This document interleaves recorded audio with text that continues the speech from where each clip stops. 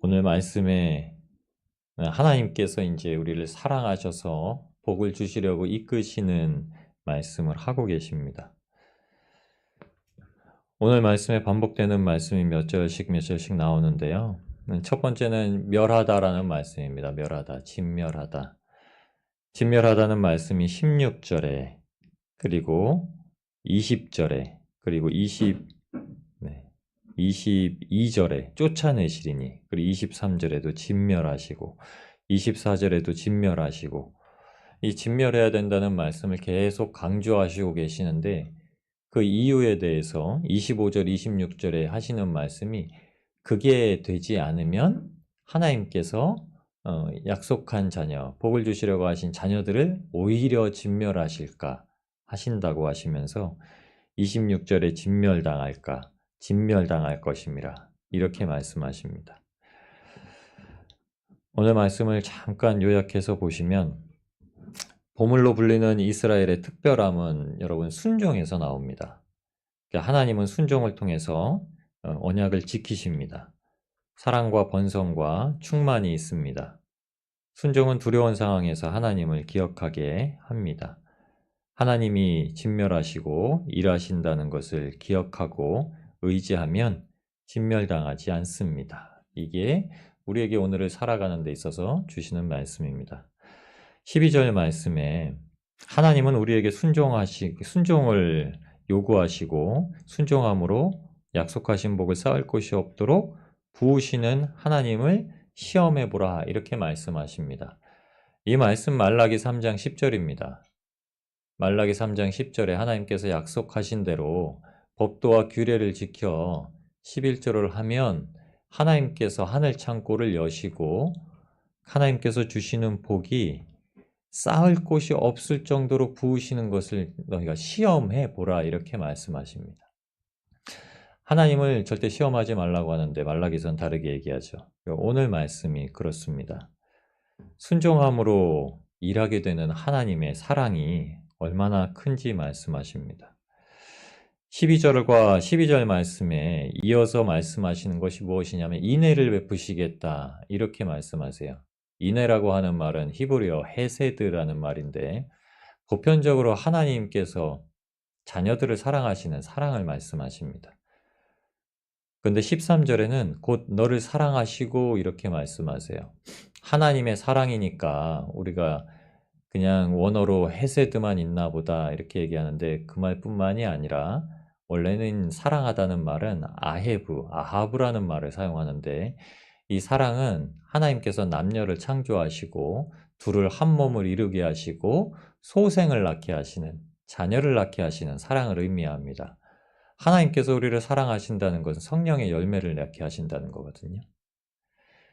그 아헤브라는 뜻이 열매를 나타내기 때문에 곧 너를 사랑하시고 복을 주셔서 너를 번성케 하시되, 번성하다는 말이 하나님께서 우리를 창조하시고 너는 생육하고 번성하고 다스리라. 이것이 아담과 하와를 동산지기로 두신 처음의 약속입니다. 동산에서 아담과 하와는 자녀를 낳고 생육해야 되고요. 그 세대가 번성해야 되고 그 번성한 세대가 이 땅에 있는 하나님의 모든 피조물들을 다스리도록 허락하셨습니다. 오늘 보면은 가나안 족속도 하나님께서 다스리는 피조물 안에 들어가게 하신다 약속하신 거죠. 그래서 그들이 하나님께 맹세받은 땅, 하나님께서 맹세하신 땅에서 내 소생에게 이렇게 얘기하십니다. 번성하는 열매들. 소생이라는 말은 자녀라는 뜻으로 우리가 이해하시잖아요. 근데 소생은 두 가지 단어가 합쳐진 뜻입니다. 자궁, 태중이라는 뜻과 자녀, 열매라는 두 단어가 합쳐진 겁니다. 태의 열매. 태의 열매라는 말을 성경에서 찾아보시면 시편 127편 3절에 있는 말씀인데요. 자식은 여호와의 주신 기업이요 태의 열매는, 성경에는 태의 열매라고 따로 표현하고 있는데 이게 오늘 표현하신 소생이라는 말입니다. 자궁과 열매 이 뜻이에요. 태의 열매는 그의 상급이로다. 여러분, 자녀는 부모의 상급입니다. 하나님께서 우리에게 맺혀주시는 성령의 열매는요, 하나님의 상급이기도 하지만 우리에게 그 기업을 받아 누리게 하시는 상급입니다. 이게 보상이란 뜻을 가지고 있죠. 하나님께서 이 일들을 이루시기 위해서 순종하는 자녀들을 이렇게 강조해서 이끄시고 계신 겁니다. 지금까지 계속 해주신 말씀이죠. 너희는 이 명령과 규례와 법도, 11절 말씀, 앞절의 말씀을 보시면 그 말씀이 있습니다. 어제 묵상 마지막 절 말씀인데요. 그런즉 너는 오늘날 내가 내게 명하는 명령과 규례와 법도를 지켜 행할지니라. 이 말씀을 12절에 와서 이렇게만 얘기합니다. 너희는 이 모든 법도를, 명령과 규례가 이 법도 안에 들어갔는데, 법도가 하나님께서 말씀하시는 심판, 공의 이런 뜻이기 때문이에요. 내가 이 모든 걸 지켜라. 하나님의 공의를 보아라. 이렇게 얘기하신 겁니다. 우리를 창조하시고 주신 복의 흐름을 다시금 하나님께서 말씀하시죠. 하나님은 생육하고 번성하게 그리고 다스리게 하신 대리자로서, 그 통치권을 가진 대리자로서 저와 여러분을 세우시고 이 땅 가운데 죄에 빼앗긴 그 권리를 찾아오게 하십니다. 근데 그 일을 누가 하시냐면 하나님께서 하신다고 말씀하신 겁니다. 대적을 진멸하라고 하실 때 대적을 진멸할 수 있는 요건은요, 무서워하지 않는 겁니다. 네. 대적을 상대하는데 제일 중요한 건요, 겁내지 않는 거예요. 어떤 일을 마주하든지 하나님께서 함께 계시다고 하시는 사실을 기억하고 두려워하지 않는 겁니다. 그래서 이것을 소생에게 베푸시는 열매, 은혜라고 말씀하시죠. 이 상급이 아브라함 때부터 성취하셨습니다. 여러분, 아브라함과 사라에게 왜 태를 닫아두셨을까 하시는 말씀을 여기서도 그 원인을 찾으셔야 됩니다. 아, 그냥 불임인 부부였구나. 근데 그게 아니라 아브라함을, 사라를 그 본토 친척 아비 땅에서 부르시기 위해서 태의 상급을 안 주셨던 거죠. 아브라함을 복의 근원이라고 말씀하시고 창세기 15장 6절에 아브라함의 믿음을 그의 의로 여기셨다는 하나님께서 그에게 이제 죽은 자와 같이 되고 태가 닫혀 있을 때 자녀의 약속을 하십니다. 그 자녀의 약속을 통해서 이삭이 낳게 되죠. 웃음이란 뜻입니다. 웃음, 이삭은. 이제 웃게 되다. 그러니까 사람의 기대치로 웃게 되는 게 아니라요, 전혀 기대할 수 없는 것들에 대해서 웃게 되다는 뜻이에요. 아브라함과 사라에게 천국을 먼저 보여주시고 그 열매, 상급의 은혜가 무엇인지를 보여주신 겁니다. 그래서 성령의 결실, 열매가 어떻게 우리에게도 상급이 되는지, 그럼 우리에게 주신 천국의 약속이 우리의 삶에 실질적으로 어떻게 이루어져 가는지 보여주신 겁니다. 그래서 성령의 열매는 여러분 우리가 받는 성령 충만의 은혜입니다. 성령 열매는 성령 충만이에요. 13절에 이렇게 얘기하죠. 그 성령 충만, 그 성령의 열매가 무엇이냐? 토지 소산, 그것과 곡식, 이거는 그 땅에서 자라는 밀과 보리를 얘기합니다. 광야에서 40년 동안 그들이 한 번도 추수해보지 못했던 그것을 이제 그 땅에 들어가면 얻게 될 것이고, 포도주, 포도주, 발효된 포도주를 얘기하는 게 아니라요, 갓 딴 신선한 포도에서 나온 정말 신선한 포도 주스를 얘기합니다. 그냥 새 포도주를 의미해요. 신약 성경에 와서 예수님께서 새술은 새부대라고 말씀을 하셨는데 그 새술이라는 의미가 원래는 포도주라는 뜻인데 음료를 뜻하기도 합니다. 갓 딴 포도주를 짜서 먹는. 그러니까 발효되어서 알코올기가 있는 먹게 되는 이유는요, 그것을 보관해 놓다 보니까 발효가 되어서 어쩔 수 없이 그걸 먹게 되는 거죠. 그 포도주, 새 포도주와 기름, 여기도 감람류, 그러니까 올리브에서 착즙한 신선한 기름, 성전에 바르는, 성소 안에 기물에 바르는 것들, 그 기름을 얘기합니다. 이것을 풍성하게 하시고 성령의 열매, 성령의 충만함이 풍성하게 하시고 내 소와 양도 번식하게 하시고 이렇게 계속 얘기하십니다. 그래서 순종의 사람은요, 모든 인생의 길을 걸어갈 때 하나님께서 항상 이렇게 놓으시고 믿는 자와 순종하는 자와 순종 아니하는 자를 비교하세요. 그게 13절에 있는 말씀입니다. 네가 복을 받음이 만민보다 훨씬 더하여 너희 중에 남녀와 너희의 짐승의 암수에 생육하지 못함이 없을 것이며, 아브라함과 사라의 말씀을 잠깐 드렸지만 이것을 얘기하신 겁니다. 생육하지 못함이 없다. 그러니까 불임으로 잉태되지 못함이 없다. 이 말씀이 원래는 출애굽기 23장 26절의 말씀입니다. 너희가 순종하면은 너희 중에 낙태와 불임이 없을 것이다. 이 약속의 말씀을 성취하시는 게 아브라함과 사라의 믿음이라는 거예요. 아브라함이 어떻게 했죠? 아브라함이 웃었습니다. 사라가 어떻게 했습니까? 사라가 웃었죠. 믿을 수 없어서 웃은 겁니다. 아이고, 하나님은 참 말도 안 되는 일을 진행하셔. 이렇게 웃었다는 거예요. 근데 하나님의 사자가 사라에게 묻습니다. 사라야, 네가 왜 웃냐? 안 웃었습니다. 네가 진짜로 이제 웃게 될 거다 하고 주신 게 웃음의 아들 이삭입니다. 복을 받음이 만민보다 훨씬 더하여서 성령의 열매가 생육하지 없음이 없고 질병이 없다라고 이렇게 약속의 말씀 주십니다. 여러분, 이게 애굽에게 경험케 하신 이스라엘의 역사입니다. 애굽에게 경험되어진 하나님의 일하심은 지금도 일어나고 있습니다. 그것을 가나안 땅에 들어갈 때 이스라엘 백성들에게 무엇이라고 말씀하시냐면 두려움을 겪을 때마다 생각할 것. 18절 말씀 그리고 19절 말씀, 그 말씀 가운데 두 구절을 한번 밑줄을 그으시고 기억하시기 바랍니다. 바로와 온 애굽에 행하신 것을 잘 기억하되 하나님께서 큰 시험과 이적과 기사와 강한 손과 편파를 기억하라. 내 하나님 여호와께서 내가 두려워하는 모든 민족에게 그와 같이 행하실 것이요. 사람이 세상 일을 바라보다 보면 마땅히 두려워해야 할 하나님께서 일하시는 것보다 다른 것을 더 두려워할 때가 많이 있습니다. 근데 그것을 하나님께서 이렇게 말씀하시는 거죠. 그 일을 기억하면 하나님을 두려워하는 일이 생기지 오히려 하나님께서 일하실 대상자들을 두려워하는 일은 없을 것이다.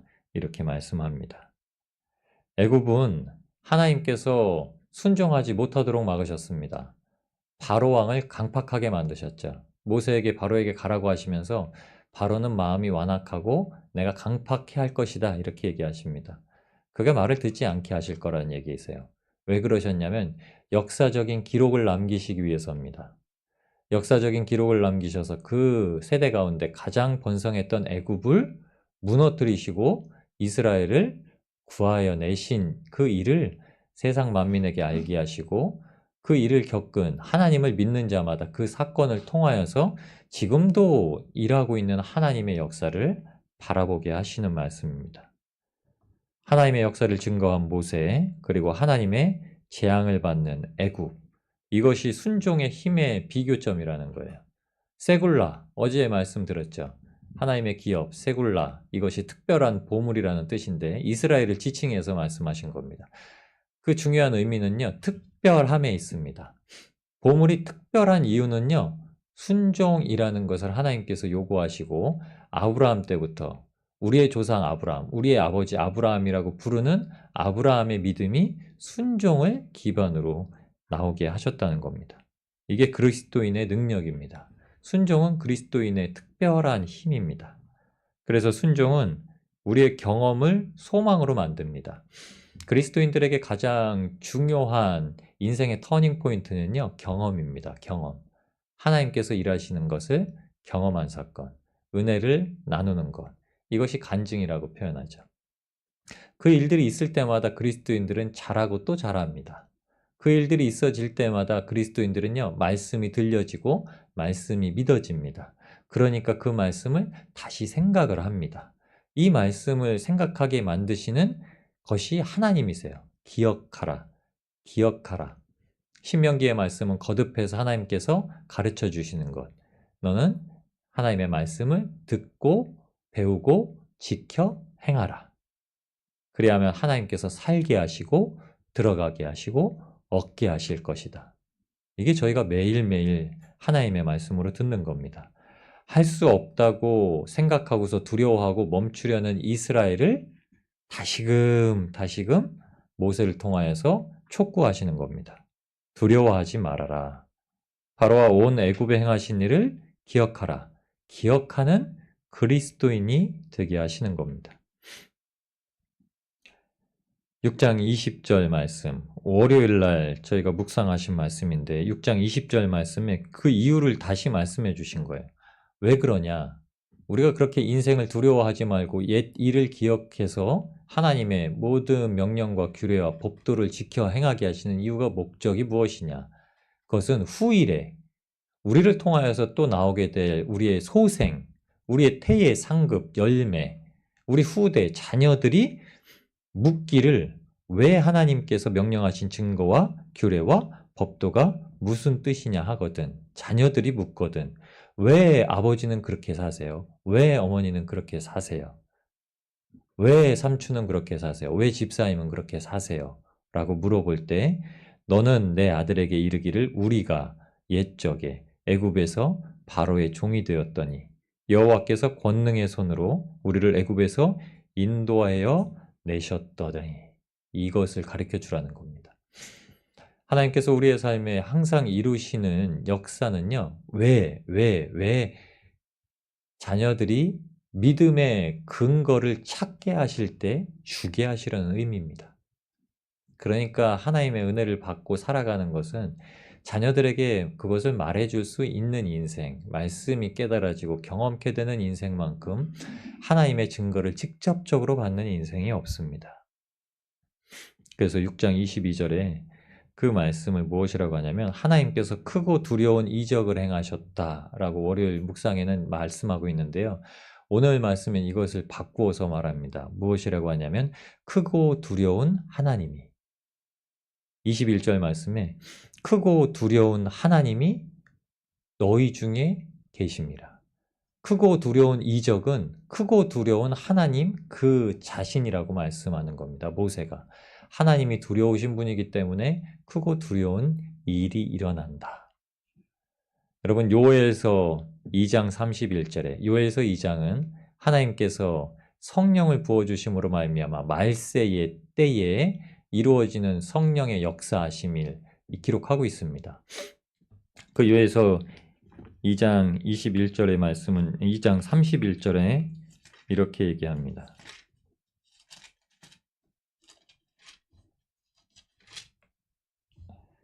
여호와의 크고 두려운 날이 이르기 전에 해가 어두워지고 달이 핏빛같이 변하려니와 누구든지 여호와의 이름을 부르는 자는 구원을 얻으리니.